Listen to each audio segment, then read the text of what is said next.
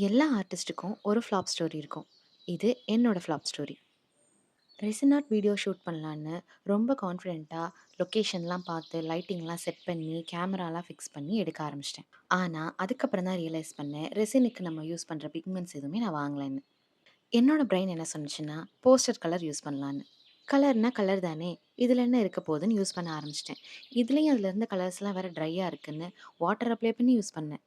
First ஒரு white colour எடுத்து apply பண்ணேன். அது செட் ஆகலன்னு கோல்ட் கலர் எடுத்து அப்ளை பண்ணேன். இல்ல, இது சரிப்பட்டு வராது. எல்லா கூடயும் அலைங்க. நான் முதல்ல இருந்து பண்றேன்னு பிளாக் கலர் தூக்கி ஊத்துனேன்.